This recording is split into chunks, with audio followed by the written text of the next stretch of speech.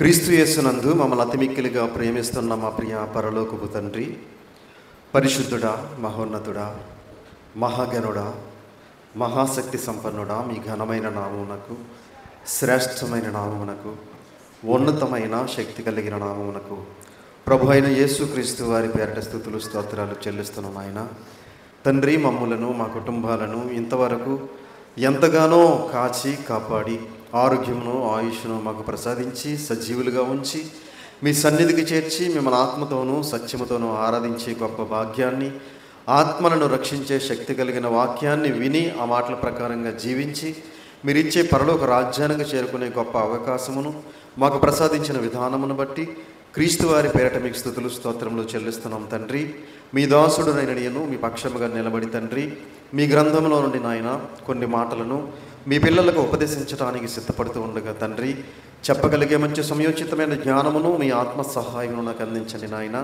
వినిచున్న మీ పిల్లలకు అర్థం చేసుకునే మనసును, గ్రహించే హృదయమును దయచేయండి తండ్రి.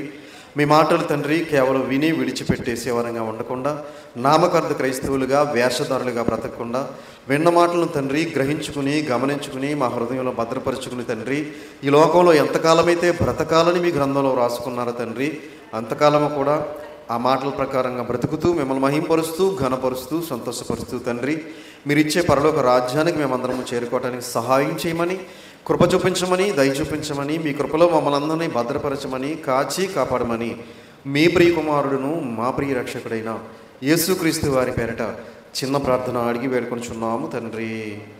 ఆమేన్.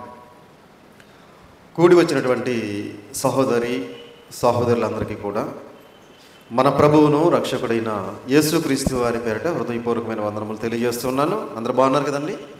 సంతోషం.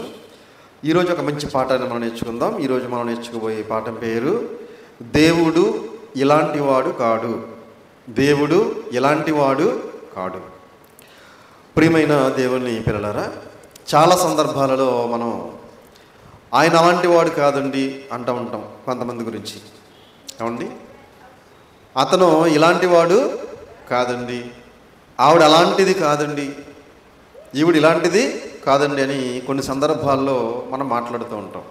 ఏమండి, అయితే మరి దేవుడు గురించి ఆలోచించగలిగితే దేవుడు మరి ఎలాంటి వాడు అనేది కొన్ని మాటలు పరిశుద్ధ గ్రంథంలో పరిశుద్ధాత్మ ప్రేరణతో వందల వేల సంవత్సరాల క్రితమే దేవుడు వ్రాయించడం జరిగింది.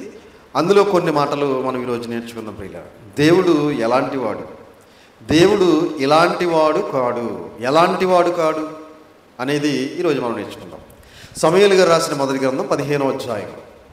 సమూయేలు గారు రాసిన మొదటి గ్రంథం 15వ అధ్యాయము 29వ వచనాన్ని జాగ్రత్తగా చూడండి ప్రియులారా. సమూయేలు గారు రాసిన మొదటి గ్రంథము 15వ అధ్యాయం 29వ వచనంలో వ్రాయబడినటువంటి అద్భుతమైన మాట మనం చూడగలిగితే, మరియు ఇశ్రాయేలీయులకు ఆధారమైన వాడు నరుడు కాడు, ఆయన అబద్ధమాడడు, పశ్చాత్తాపపడడు. చాలండి. సమూయేలు గారు రాసిన మొదటి గ్రంథం 15వ అధ్యాయం 29. అందరూ చూడాలి, చదవండి. మరియు ఇశ్రాయేలీయులకు ఆధారమైన వాడు నరుడు కాడు. దేవుడు నరుడు కాడు. ప్రియమైన దేవుని పిల్లలారా, ఇశ్రాయేలు అందరికీ ఆధారం ఎవరు అంటే దేవుడు. ఆయన నరుడు కాడు, ఆయన అబద్ధమాడడు అనే పదం ఉంది చూడండి. ఆయన అబద్ధమాడేవాడు కాడు.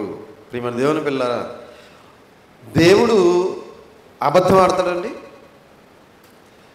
అబద్ధం ఎవరు ఆడతారు? నరులు ఆడతారు అబద్ధం, మానవులు ఆడతారు అబద్ధం. అవునా? అబద్ధాల మీద అబద్ధాలు ఆడుతూ ఉంటారు. ఏమండి, కొంతమంది మాట్లాడితే అబద్ధం, నోరు విప్పితే అబద్ధం. కానీ దేవుడు అబద్ధమాడేవాడు కాదు. అందుకే ఇశ్రాయేలుకు ఆధారమైన వాడు నరుడు కాడు, ఆయన అబద్ధమాడడు, అబద్ధమాడేవాడు కాడు. కనుక ప్రియమైన దేవుని వాళ్ళరా, మనం నమ్మినటువంటి దేవుడు, మనం స్తుతిస్తున్నటువంటి దేవుడు, మనం గణపరుస్తున్నటువంటి దేవుడు, మనం ఆరాధిస్తున్నటువంటి దేవుడు నరుడు కాదు. ఆయన సర్వశక్తి గల దేవుడు, ఆయన అబద్ధమాడేవాడు కాడు, పశ్చాత్తాపపడడు. చాలండి. ఆయన పశ్చాత్తాపపడడు. ఉదాహరణకి ఇప్పుడు ఎవరైనా వాక్యానికి వ్యతిరేకమైనటువంటి భయంకరమైన పాపాలు చేస్తున్నారనుకోండి, అలా పాపాలు చేస్తున్నప్పుడు చూస్తాడు చూస్తాడు చూస్తాడు, మారుతారేమో ఎన్నో అవకాశాలు ఇస్తాడు, అయినా మారట్లేదు అనుకోండి, అప్పుడు దేవుడు తగిన శిక్ష విధిస్తాడు. ఆ శిక్షకు పాత్రులయ్యాలి బాధపడుతున్నప్పుడు దేవుడు ఆ శిక్షను చూసి పశ్చాత్తాపపడేవాడు కాదు. అర్థమవుతుందా? ఏదైనా భయంకరమైనటువంటి మా పాపం మీద పాపం మనం చేస్తున్నాం అనుకోండి, తప్పుల మీద తప్పులు మనం చేస్తున్నాం అనుకోండి, దేవుడు కొన్ని అవకాశాలు ఇస్తాడు మనకి మారటానికి. కొంతమంది దైవ సేవకుల ద్వారా, విశ్వాసుల ద్వారా తెలియజేస్తాడు. అయినా కూడా మనం మారకపోతే అప్పుడు దేవుని ఉగ్రతకు మనం పాత్రలు అవుతాం. ఆ ఉగ్రతకు పాత్రలమై మనం బాధపడుతున్నప్పుడు మన బాధను చూసి దేవుడు పశ్చాత్తాపపడేవాడు కాడు. ఏమంటే జాలి పడ్డంగా ఆయన బాధపడ్డంగా పశ్చాత్తాప పడడు. ఎందుకంటే నువ్వు చేసిన తప్పుకి, నువ్వు చేసిన పాపానికి తగిన శిక్ష నువ్వు అనుభవిస్తున్నావని దేవుడు ఇంకా పశ్చాత్తాపం అనేది పడేవాడు కాడు. ప్రియమైన దేవుని వల్ల కనుక దేవుడు నరుడు కాడు, ఆయన అబద్ధమాడడు, ఆయన పశ్చాత్తాపపడడు అనే సంగతి మనకు అర్థమైంది. అలాగే మరొక మాట మనం చూడగలిగితే కీర్తన గ్రంథం 94వ అధ్యాయం, కీర్తన గ్రంథము 94వ అధ్యాయము 14వ వచనం జాగ్రత్తగా చూడండి పిల్లారా. కీర్తన గ్రంథము 94వ అధ్యాయము 14. కీర్తన గ్రంథం 94వ అధ్యాయం 14. యెహోవా తన ప్రజలను ఎడబాయువాడు కాడు, తన స్వాస్యమును విడనాడువాడు కాడు. తీసారా? 94:14. యెహోవా తన ప్రజలను ఎడబాయువాడు కాడు. తన ప్రజలు ఎవరు? మనమే. ఏమండి? మనల్ని ఎడబాసేవాడు కాదట. ఎడబాయటం అంటే అర్థం ఏంటి? విడిచిపెట్టడం. ఎడబాయటం అంటే విడిచిపెట్టడం. తన ప్రజలను ఎడబాయువాడు కాడు. కొన్ని సందర్భాల్లో మనం అనుకుంటూ ఉంటాం, ఏంటి నాకు ఈ కష్టాలు ఏంటి, ఈ బాధలు ఏంటి, ఈ శ్రమలు ఏంటి, ఈ వేదనలు ఏంటి, దేవుడు నన్ను విడిచిపెట్టేశాడా అనుకుంటూ ఉంటాం. ఏమండి? అనుకుంటామా? కష్టాల మీద కష్టాలు, బాధల మీద బాధలు, శ్రమలు, ఇబ్బందులు, ఇరుకులు వచ్చేస్తూ ఉంటాయి మనకి. ఏమండి? అప్పుడు అనుకుంటాం, ఏంటి దేవుడు నన్ను విడిచిపెట్టేశాడా, అసలు దేవుడు ఉన్నాడా అనే అనుమానం కూడా వస్తూ ఉంటుంది. ప్రియమైన దేవుని వాళ్ళరా, అయితే మన భక్తి జీవితాన్ని బట్టి, మన విశ్వాస జీవితాన్ని బట్టి మనకి శ్రమలు వస్తాయి, మనకి బాధలు వస్తాయి, మనకి ఇబ్బందులు వస్తాయి, మనకు కష్టాలు వస్తాయి. అవన్నీ తట్టుకొని, ఓర్చుకుని, సహించుకుని మన భక్తి జీవితాన్ని ముందుకు కొనసాగిస్తామని దేవుడు ఎదురు చూస్తూ ఉంటాడు.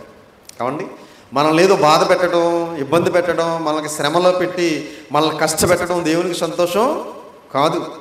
మనం నిలబడతామా లేదా, మనం దేవుని కోసం బ్రతుకుతామా లేదా, మన విశ్వాసంగా జీవిస్తామా లేదా అని దేవుడు చూస్తూ ఉంటాడు.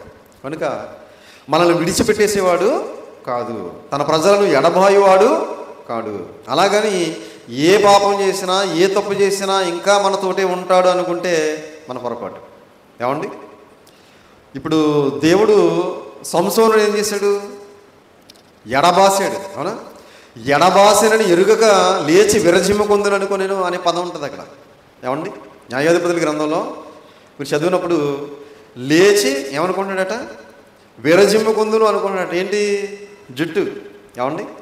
దేవుడు ఆయన ఎడబాసాడనే సంగతి ఎరగలేదట. అంటే పాపం చేస్తే దేవుడు ఏం చేస్తాడు? ఎడబాస్తాడు, విడిచిపెట్టేస్తాడు.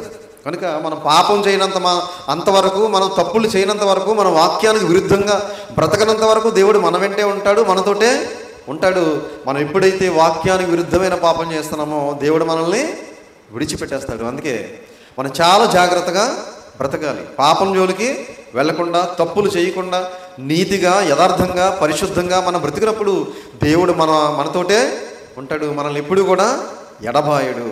కనుక తన ప్రజలను ఎడబాయువాడు కాడు, తన స్వాస్యమును విడనాడువాడు కాడు. స్వాస్యము అంటే అర్థం ఏంటి? ఏమండి? స్వాస్యం అంటే మనమే. ఏమండి? ఆస్తి, మనమే ఆయన ఆస్తి. అందుకే ద్వితీయోపదేశకాండంలో స్వాస్యము అంటే ఏంటో అర్థం చెప్పాడు చూడండి. ద్వితీయోపదేశకాండము 9వ అధ్యాయం, ద్వితీయోపదేశకాండం 9వ అధ్యాయం 29వ వచనం చూడండి. ద్వితీయోపదేశకాండం 9:29.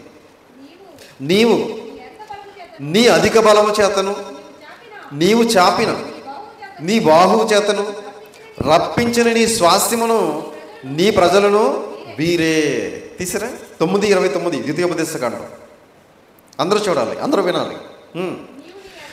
నీవు నీ అధిక బలము చేతను, నీవు చాపిన నీ బాహువు చేతను రప్పించిన నీ స్వాస్యమును నీ ప్రజలను వీరే. నీ స్వాస్యమును నీ ప్రజలను వీరే. అంటే స్వాస్యం అంటే ఎవరో కాదు, మనమే. ఏమండి? స్వాస్యం అంటే ఆస్తి. ఏమండి? దేవుని ఆస్తి ఎవరై అంటే మనమే. కనుక నీ స్వాస్యమును విడనాడు వాడవు కావు అని చదువుకున్నాం. దేవుడు తన ప్రజలను ఎడబాయువాడు కాడు, అంటే విడిచిపెట్టేసేవాడు కాదు. ఇంకా ఎవరు విడిచిపెడతారంటే మనమే విడిచిపెట్టేస్తాం. అవునా? మనం అనుకున్నది జరగలేనప్పుడు, మనం అడిగింది దేవుడు ఇవ్వలేనప్పుడు ఏం చేస్తాం? మనమే విడిచిపెట్టేస్తూ ఉంటాం దేవుడిని. కానీ దేవునిలో ఉంటే దేవుడు మనల్ని విడిచిపెట్టాడు. ప్రియమైన దేవుని వల్ల మనం దేవునిలో లేనప్పుడు దేవుడు మనల్ని విడిచిపెట్టేస్తాడు. కనుక మనం ఎప్పుడు కూడా దేవునితో ఉండాలి, దేవునిలోనే ఉండాలి, దేవుని కోసమే బ్రతకాలి. అప్పుడు దేవుడు మన వెంటే ఉంటాడు, మనకు తోడుగా నీడగా ఉంటాడు. అలాగే మరొక మాట మనం చూడగలిగితే అపోస్తుల కార్యములు 17వ అధ్యాయం, వాక్యపట్నం చేసుకుందాం కదా. అపోస్తుల కార్యములు 17వ అధ్యాయము 26, 27. అపోస్తుల కార్యములు 17వ అధ్యాయము 26, 27 వచనాలు. మరియు యావత్ భూమి మీద కాపురముండుటకు ఆయన ఒకని నుండి ప్రతి జాతి మనుషులను సృష్టించి, వారు ఒకవేళ దేవునిని తడువులాడి కనుగిందురేమో అని తను వెదకు నిమిత్తము నిర్ణయ కాలములను వారి నివాస స్థలముల యొక్క పొలిమేరలను ఏర్పరిచెను. ఆయన మనలో ఎవనికిని దూరముగా ఉండువాడు కాడు. తీసారా? 17, 26, 27 అపోస్తుల కార్యములు. అందరూ చూడాలి. మరియు యావత్ భూమి మీద కాపురముండుటకు ఆయన ఒకని నుండి ప్రతి జాతి మనుష్యులను సృష్టించి, యావత్ భూమి మీద అన్నాడు. మనం ఎక్కడ నివసించాలి? భూమి మీద నివసించాలి. భూమి లాంటి గ్రహాలు చాలా ఉన్నాయి, కానీ అక్కడెక్కడా కూడా నివసించే అవకాశం మానవుడికి లేదు. ఎందుకు అంటే అక్కడ గాలి లేదు, నీరు లేదు, అక్కడ ఆ ఫలించే గుణం ఆ గ్రహాలకి లేదు. కనుక భూమి మీద మాత్రమే మానవుడు నివసించే విధంగా దేవుడు మనకి అన్ని వసతులు ఏర్పరిచాడు. ప్రియమైన దేవుని వల్ల గాలినిచ్చాడు, నీరునిచ్చాడు, భూమికి పండే గుణాన్ని ఇచ్చాడు. మనం హాయిగా ఆనందంగా బ్రతికే అవకాశాన్ని భూమి మీద మాత్రమే కల్పించాడు. అందుకే మరియు యావత్ భూమి మీద కాపురముండుటకు ఆయన ఒకని నుండి ప్రతి జాతి మనుషులను సృష్టించి, వారు ఒకవేళ దేవునిని తడవులాడి కనుగొందురేమో అని తన్ను వెదక నిమిత్తము నిర్ణయ కాలములను వారి నివాస స్థలం యొక్క పొలిమేరలను ఏర్పరిచెను. ఆయన మనలో ఎవనికిని దూరముగా ఉండేవాడు కాడు. మనలో ఎవనికిని దూరముగా ఉండేవాడు కాడు. దేవుడు అంటే ఎక్కడో పరలోకంలో ఉంటాడు, ఎక్కడో ఆకాశంలో ఉంటాడు అనుకుంటాం మనం. ఏమనుకుంటాం మనం? దేవుడు అనగానే పరలోకంలో ఉంటాడు అనుకుంటాం. ప్రార్థన కూడా ఎలా చేస్తాం? పరలోకమందు ఉన్న మా తండ్రి అంటాం కదా. ఏమండి? అంటే దేవుడు అంటే పరలోకంలోనే ఉంటాడు, ఆకాశం మీద ఉంటాడు అనుకుంటాం మనం. కానీ దేవుడు అంటున్నాడు ఇక్కడ, ఆయన మనలో ఎవనికిని దూరముగా ఉండేవాడు కాడు. అంటే దూరంగా ఉండేవాడు కాదు దేవుడు. ఎక్కడ ఉంటాడు? ఏమండి? ఎక్కడైతే ఇద్దరు ముగ్గురు కూడి ఉంటారో అక్కడ ఉంటానన్నాడు కదా. ఇప్పుడు ఇక్కడ ఉంటాడా? మన దగ్గర ఉంటాడు. ఏమండి? దేవుడు ఇప్పుడు మనతోటే ఉంటాడు. ఆ సంగతి మనం గమనించుకుని గ్రహించుకుంటే మనకు అర్థమవుతుంది. ప్రియమైన దేవుని వల్ల ఆయన మనలో ఎవనికిని దూరముగా ఉండేవాడు కాడు. అంటే మన కూడానే ఉంటాడు. ఎప్పుడు మనకు కనబట్టలేదు కనుక ఎక్కడో ఉంటాడు అనుకుంటున్నాం మనం. ప్రియమైన దేవుని వల్లరా దేవుడు మన కూడా ఉండాలి అంటే మనం దేవునికి ఇష్టమైన మంచి జీవితం జీవించాలి, మంచి భక్తి కలిగిన జీవితం జీవించాలి, మంచి విశ్వాసం కలిగిన జీవితం జీవించాలి. వాక్యానుసారమైన జీవితం మనం ఎప్పుడైతే జీవిస్తామో దేవుడు ఇప్పుడు మన కూడానే ఉంటాడు, మన వెంటే ఉంటాడు, మన తోడుగా ఉంటాడు. మనం ఎక్కడికి వెళ్ళినా మనకి సహాయకుడిగా మన కూడానే ఉంటాడు. ప్రియమైన దేవుని వల్లరా ఆయన మనలో ఎవనికిని దూరముగా ఉండువాడు కాడు. అలాగే మరొక మాట మనం చూడగలిగితే కొరింథీయులకు రాసిన మొదటి పత్రిక, కొరింథీయులకు రాసిన మొదటి పత్రిక 13వ అధ్యాయం, కొరింథీయులకు రాసిన మొదటి పత్రిక 13వ అధ్యాయం 3వ వచనం జాగ్రత్తగా చూడండి పిల్లలు.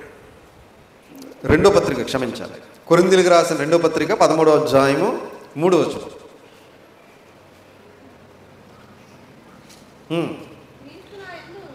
క్రీస్తు నా యందు పలుకుచున్నాడని రుజువు కోరుచున్నారా?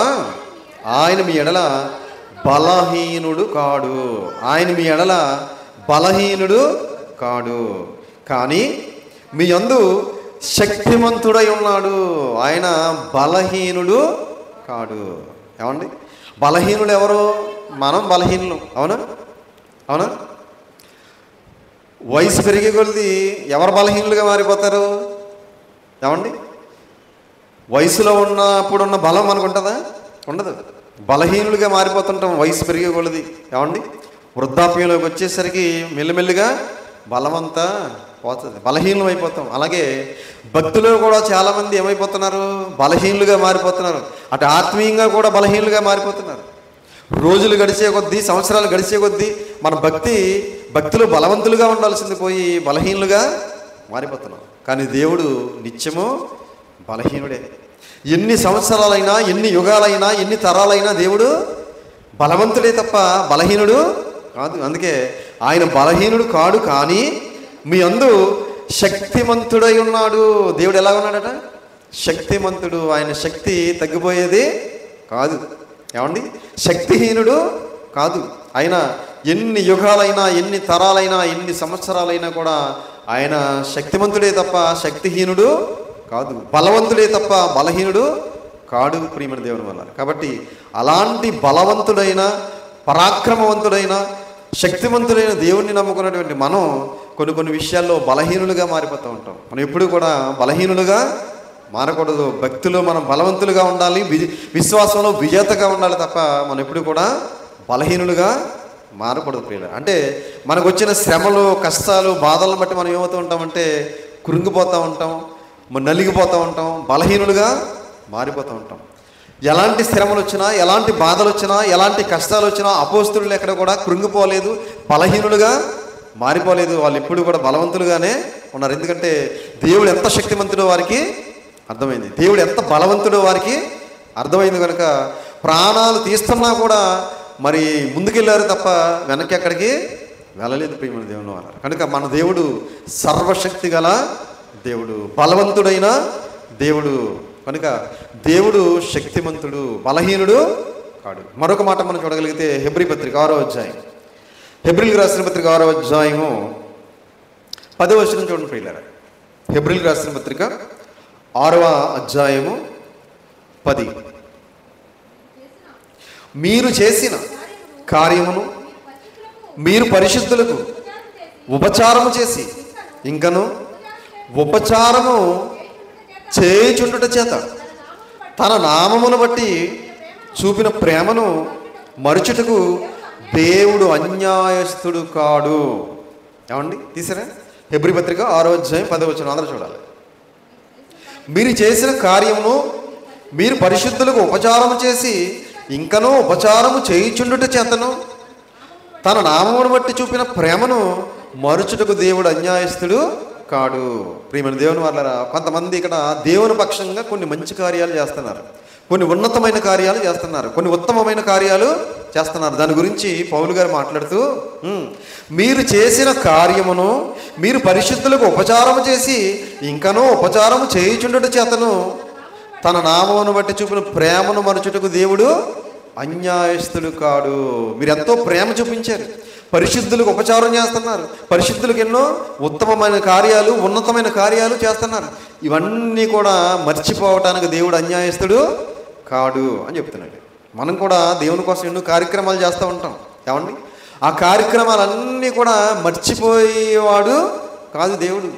మర్చిపోవడానికి అన్యాయస్తుడు కాడు. అన్యాయస్తులు ఎవరు? మనమే అన్యాయస్తులు. ఏమండి, ప్రియమైన దేవుని పిల్లారా, దేవుడు మనల్ని ఎంత ప్రేమించినా, దేవుడు మనల్ని ఎంత కాపాడినా, ఎంత ఆరోగ్యాన్ని ఇచ్చినా, ఎంత సజీవులుగా ఉంచి పెంచి పోషించినా కూడా మనకే దేవుని పట్ల కృతజ్ఞత ఉండదు తప్ప, మనకే దేవుని పట్ల ప్రేమ ఉండదు తప్ప, దేవుడు మనం చేసే ప్రతి కార్యక్రమానికి మర్చిపోయే అన్యాయస్తుడైతే కాడు. ఏమండి, మనమే అన్యాయం చేస్తూ ఉంటాం దేవునికి.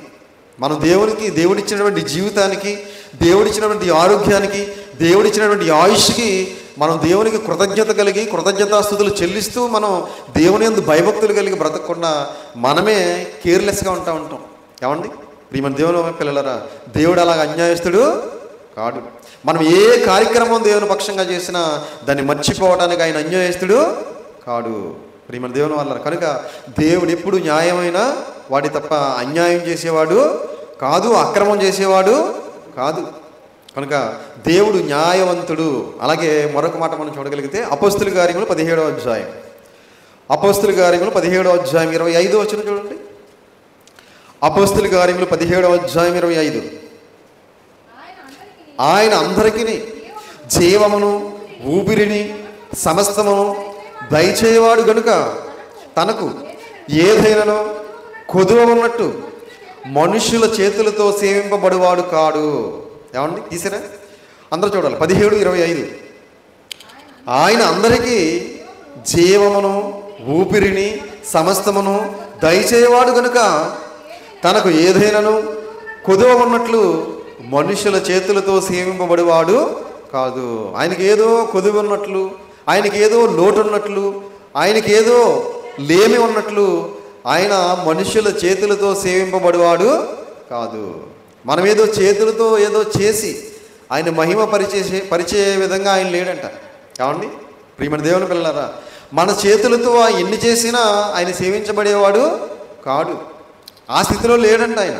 కనుక ప్రియమైన దేవుని పిల్లలారా, మనం ఆత్మతోనూ సత్యముతోనూ ఆరాధించాలి తప్ప ఏదో చేతులతో మనం ఏదో చేసి ఆయన్ని ఘనపరిస్తే మహింపరచబడేవాడు కాదట. మనం ఎలా ఆరాధించాలి ఆయన్ని, ఎలా స్తుతించాలి ఆయన్ని, ఎలా మహింపరచాలని కోరుకుంటున్నాడంటే ఆత్మతోనూ సత్యముతోనూ, సత్యం అంటే వాక్యం, ఆత్మతోనూ సత్యముతోనూ ఆయన ఆరాధించాలని దేవుడు కోరుకుంటున్నాడు తప్ప ఆయన మనుషుల చేతులతో సేవింపబడేవాడు కాదు. చేతులతో మనం ఏదో చేస్తే సేవించబడేవాడు, ఆరాధించబడేవాడు, స్తుతించబడేవాడు కాడు అని చెప్పి ఈ వాక్యాన్ని బట్టి మనకు అర్థం కావాలి. ఏమండి, మనుషుల చేతులతో సేవింపబడేవాడు కాడు. అలాగే ఆయన ఇంకెలాంటి వాడు మరొక మాట మనం చూడగలిగితే కొరింథీయులకు రాసిన మొదటి పత్రిక 10వ అధ్యాయం 14వ అధ్యాయం, కొరింథీయులకు రాసిన మొదటి పత్రిక 14వ అధ్యాయము 33 వచనం జాగ్రత్తగా చూడండి పిల్లలు. 14:33. కొరింథీయులకు రాసిన మొదటి పత్రిక 14వ అధ్యాయం 33. అలాగే పరిశుద్ధుల సంఘములన్నిటిలో దేవుడు సమాధానమునకే కర్త కానీ అల్లరికి కర్త కాడు. తీసరా? 14:33 కొరింథీయులకు రాసిన మొదటి పత్రిక. అలాగే పరిశుద్ధుల సంఘములన్నిటిలో దేవుడు సమాధానమునకే కర్త కానీ అల్లరికి కర్త కాడు. దేవుడు ఏమండి పరిశుద్ధమైనటువంటి సంఘంలో ఒకవేళ దేవుడు ఉంటే ఆ సంఘంలో అల్లరి ఉంటుందండి. ఇప్పుడు మన ఈ క్రీస్తు సంఘంలో అల్లరి ఉందండి? అల్లరి ఉండదు. మనదంతా క్రమంగా జరుగుతుంది. ప్రారంభ ప్రార్థన దగ్గర నుంచి ముగింపు ప్రార్థన వరకు ఒక క్రమమైన పద్ధతిలో జరుగుతుంది. ఇక్కడ అల్లరి ఉండదు, ఇక్కడ అంతా సమాధానమే. ఏమండి, అందుకే పరిశుద్ధుల సంఘములన్నిటిలో దేవుడు సమాధానమునకే కర్త కానీ అల్లరికి కర్త కాడు. చాలా సంఘాలు చూడండి, అల్లరి కేకలు, గోల, గంతులు. ఏంటండి అది? సంఘం అన్నది అది నిజంగా క్రీస్తు స్వరక్తం ఇచ్చి సంపాదించిన సంఘం అన్నది? ఒకవేళ క్రీస్తు స్వరక్తం ఇచ్చి సంపాదించిన సంఘం అయితే అలాగుండదు. ఏమండి, చూడండి కొన్ని సంఘాలు చూడండి, కేకలేసేస్తూ ఉంటారండి, గోల చేస్తూ ఉంటారండి, గంతులు వేసేస్తూ ఉంటారండి, కింద ఉన్న బైబిల్ కూడా తొక్కేస్తూ ఉంటారండి. ఏమండి, ఏంటంటే పరిశుద్ధాత్ముడు వచ్చాడంటారండి. ఏమండి, పరిశుద్ధాత్ముడు వస్తే పరిశుద్ధ గ్రంథాన్ని తొక్కేస్తాడండి. ఏమండి, వాళ్ళు ఒంటి మీద ఉన్న వస్త్రాలు ఊడిపోతున్నాయో లేదో కూడా వాళ్ళకి తెలియని పరిస్థితుల్లో వాళ్ళు గంతులేస్తూ ఉంటారండి. ఏమండి, పరిశుద్ధుల సంఘములన్నిటిలో దేవుడు సమాధానమునకే కర్త కానీ అల్లరికి కర్త కాడు. అంటే దేవుడు ఒకవేళ సంఘంలో ఉంటే అక్కడ అల్లరి ఉండదు. ఎక్కడైతే అల్లరి ఉందో అక్కడ దేవుడు లేడు అని అర్థం. మరి ఎవరున్నారు? అపవాదిగాడు ఉన్నాడని అర్థం. కనుక ప్రియమైన దేవుని పిల్లరా, మనంతా కూడా ఒక చక్కని సమాధానమైన రీతిలో ఈ ఆరాధనా కార్యక్రమం అంతా జరుగుతుంది. మీరు గమనించారా లేదా? మీరు ఏ సంఘానికి వెళ్ళండి, ఏ సంఘంలో ఇంత క్రమంగా ఎక్కడ ఉండదు. అన్ని కాకమ్మ కథలు, కట్టు కథలు, పెట్ట కథలతో కాలక్షేపం చేసేస్తున్నారు అంతే. ఏమండి, ప్రియమైన దేవుని వల్లరా, బైబిల్ గ్రంథంలో మనం చెప్పుకోవాల్సింది, మనం నేర్చుకోవాల్సింది ఎంతో ఉంది. ఏమండి, మన జీవితాలు సరిపోనంత ఉంది. అదంతా చెప్పడం మానేసి ఏం చెప్పాలో ఎలా చెప్పాలో తెలియక కథలు చెప్పడానికి అలవాటు అయిపోయారు. విశ్వాసులు కూడా కథలు వినడానికి అలవాటు అయిపోయారు. అందుకే దురద జీవులు గలవారై కల్పనా కథల వైపునకు తిరుగు కాలము వచ్చును అన్నాడు, వచ్చేసింది. ఏమండి, మీరు సత్యమునకు చెవునివ్వక కల్పనా కథల వైపుకు తిరుగు కాలము వచ్చును అని మొదటి శతాబ్దంలోని అపోస్తులైన పౌలు గారు చెప్పారు. ఇదిగో ఇప్పుడు వచ్చేసింది. అందరూ కథలు వినటానికి అలవాటు అయిపోయారు, కథలు చెప్పడానికి వీళ్ళు అలవాటు అయిపోయారు. ప్రియమైన దేవుని వాళ్ళారు. కనుక సమాధానమునకే కర్త కానీ ఆయన అల్లరికి కర్త కాడు. ఆయన ఇంకా ఎలాంటి వాడు? మరొక మాట, అపోస్తుల కార్యములు 10వ అధ్యాయం, అపోస్తుల కార్యములు 10వ అధ్యాయం 34, 35 వచనాలు జాగ్రత్తగా చూడండి పిల్లలు. అపోస్తుల కార్యములు 10వ అధ్యాయం 34, 35. దేవుడు పక్షపాతి కాడని నిజముగా గ్రహించి ఉన్నాను. ప్రతి జనములోనూ ఆయనకు భయపడి నీతిగా నడుచుకుని వానిని ఆయన అంగీకరించును. ఎవరు మాట్లాడుతున్నారు ఈ మాట? పేతురు గారు మాట్లాడుతున్నారు. ఎక్కడికి వెళ్ళినప్పుడు? ఏమండి, కొర్నేలు గారి ఇంటికి వెళ్ళినప్పుడు మాట్లాడుతున్న మాట ఇది. పేతురు గారు కొర్నేలు గారి ఇంటికి వెళ్ళారు కదా, అప్పుడు ఏమంటున్నారంటే దేవుడు పక్షపాతి కాడని నిజముగా గ్రహించి ఉన్నాను. దేవుడికి పక్షపాతం ఉంటుందండి? మనుషులకి పక్షపాతం ఉంటుందండి? ఉంటుంది. ఏమండి, మనుషులు పక్షపాతం కలిగిన వారు, కానీ దేవుడు పక్షపాతం కలిగిన వాడు కాడు. దేవుడికి అందరూ సమానమే. ఏమండి, దేవుడు పక్షపాతి కాడని నిజముగా గ్రహించి ఉన్నాను. ప్రతి జనములోనూ ఆయనకు భయపడి నీతిగా నడుచుకునే వారిని ఆయన అంగీకరించును. ప్రతి జనములోనూ, ప్రతి దేశంలో, ప్రతి రాష్ట్రంలో, ప్రతి జనంలో కూడా ఎవరైతే ఆయనకు భయపడతారో, ఎవరైతే ఆయనకు నీతిగా బ్రతుకుతారో వారిని ఏం చేస్తాడంటే దేవుడు అంగీకరిస్తాడట. ఏమండి, మరి మన దేవుని పిల్లలు, ఆయనకు పక్షపాతం లేదు. ఆయనకు కావాల్సిందల్లా ఆయనకు భయపడాలి, నీతిగా బ్రతకాలి, యథార్థంగా బ్రతకాలి, పరిశుద్ధంగా బ్రతకాలి. అలా బ్రతికినప్పుడు దేవుడు వారిని అంగీకరిస్తాడు అని చెప్పి దేవుని వాక్యం సెలవిస్తుంది. కనుక దేవుడు పక్షపాతం లేని వాడు. మానవుడు పక్షపాతం కలిగిన వాడు, కానీ దేవుడు పక్షపాతం లేనివాడు. అలాగే దేవుడు ఇంకా ఎలాంటి వాడు? మరొక మాట మనం చూసి ముగించుకుందాం. యెషయా గ్రంథం 57వ అధ్యాయం, యెషయా గ్రంథం 57వ అధ్యాయము 16వ వచనం జాగ్రత్తగా చూడండి పిల్లలు. యెషయా గ్రంథం 57వ అధ్యాయం 16. యెషయా గ్రంథము 57వ అధ్యాయం 16వ వచనం. నేను నిత్యము పోరాడువాడును కాను, ఎల్లప్పుడూ కోపించేవాడును కాను. ఆ గుండెని ఎడల నా మూలముగా జీవాత్మ క్షీణించును, నేను పుట్టించిన నరులు క్షీణించిపోవుదురు. తీసారా? అందరూ చూడాలి, చాలా ఇంపార్టెంట్ ఈ మాట. 57వ అధ్యాయం 16వ వచనం. నేను నిత్యము పోరాడువాడును కాను, ఎల్లప్పుడూ కోపించేవాడును కాను. అలా గుండెని ఎడల నా మూలముగా జీవాత్మ క్షీణించును, నేను పుట్టించిన నరులు క్షీణించిపోవుదురు. నేను పుట్టించిన నరులు క్షీణించిపోవుదురు. ఎప్పుడు? దేవుడు ఒకవేళ నిత్యము పోరాడితే, దేవుడు ఎల్లప్పుడూ ఒకవేళ కోపిస్తే ఏమైపోతామంట మనం? ఏమండి, అందరూ చూడాలన్నమాట. అలా గుండె నీడలు నా మూలముగా జీవాత్మ క్షీణించును, నేను పుట్టించిన నరులు క్షీణించిపోవుదురు. దేవుడు నిత్యము ఒకవేళ పోరాడితే మనతో, దేవుడు ఒకవేళ నిత్యము ఒకవేళ కోపిస్తే మనందరం ఏమైపోతాం? ఎప్పుడో క్షీణించిపోతాం, ఎప్పుడో కాలగర్భంలో కలిసిపోయి ఉండేవాళ్ళం, ఎప్పుడో మనల్ని ఈ లోకం మర్చిపోయి ఉండేది. కనుక ప్రియమైన దేవుని పిల్లలు, ఆయన నిత్యము పోరాడేవాడు కాదు, ఎల్లప్పుడూ కోపించేవాడు కాదు. ఒకవేళ ఆయనే కనుక నిత్యము ఒకవేళ కోపిస్తే మన మీద, మనం ఎప్పుడో కూడా క్షీణించిపోతాం, ఎప్పుడో కాలగర్భంలో కలిసిపోయి ఉండేవాళ్ళు, ఎప్పుడో ఈ ప్రపంచం మనల్ని మర్చిపోయి ఉండేది. కనుక ఆయన కోపం అప్పుడప్పుడు మాత్రమే చూపిస్తాడు, నిత్యము కోపించేవాడు కాదు. అందుకే ఇర్మీయా గ్రంథంలో 3వ అధ్యాయంలో ఒక అద్భుతమైన మాట చెప్పాడు చూడండి. ఇర్మీయా గ్రంథం 3వ అధ్యాయం 12వ వచనం చూడండి. ఇర్మీయా గ్రంథం 3వ అధ్యాయం 12వ వచనం. ఇర్మీయా గ్రంథము 3:12. నీవు వెళ్ళి ఉత్తర దిక్కున ఈ మాటలు ప్రకటించుము, ద్రోహినివగు ఇశ్రాయేలు తిరిగి రమ్ము, ఇదే యెహోవా వాక్కు, మీ మీద నా కోపము పడనీయను, నేను కృపగలవాడను కనుక నేను ఎల్లప్పుడూ కోపించేవాడను కాను. ప్రియమైన దేవుని వాళ్ళరా, దేవుడు చెబుతున్న అద్భుతమైన మాట, నీవు వెళ్ళి ఉత్తర దిక్కున ఈ మాటలు ప్రకటింపము, ద్రోహినివగు ఇశ్రాయేలు. ఇశ్రాయేలు ఏమని తిడుతున్నాడు? ద్రోహినివగు ఇశ్రాయేలు తిరిగి రమ్ము, ఇదే యెహోవా వాక్కు, మీ మీద నా కోపము పడనీయను, నేను కృపగలవాడును గనుక నేను ఎల్లప్పుడూ కోపించేవాడును కాను. దేవుడు కృప కలిగిన వాడండి. ఏమండి, కృప కలిగిన వాడు కనుక ఈరోజు చాలామంది బ్రతికి బట్టకట్టారు. ఇంకా ఆయన నిజంగా నిత్యము ఒకవేళ కోపిస్తే భూమి మీద బ్రతికి బట్టకట్టేవాడు ఒక్కడు కూడా ఉండడేమో. ఎందుకంటే మనుషులు చేస్తున్న పాపాలకి, మనుషులు చేస్తున్న నేరాలకి, మనుషులు చేస్తున్న ఘోరాలకి దేవుడే కనుక నిజంగా కోపగిస్తే భూమి మీద బతికి బట్టకట్టేవాడు ఒక్కడు ఉండడు. అందుకే నేను కృపగలవాడను, నేను ఎల్లప్పుడూ కోపించేవాడను కాను. దేవుడు ఎల్లప్పుడూ కోపించేవాడు కాడు. కనుక దేవుడు ఎలాంటి వాడో కొన్ని మాటలు చూసాం. ఆ మాటలన్నీ గ్రహించుకుని దేవుని యందు భయభక్తులు కలిగి, విశ్వాసం కలిగి, పరిశుద్ధత కలిగి, పవిత్రత కలిగి అందరూ జీవించి దేవుడిచ్చే నిత్యరాజ్యానికి దేవుని మాటల ద్వారా బాటలు వేసుకోవాలని ప్రేమపూర్వకంగా తెలియజేస్తూ ఈ మాటలు ముగిస్తున్నాను. తలలు వంచండి, ప్రార్థన చేసుకుందాం. ప్రార్థన.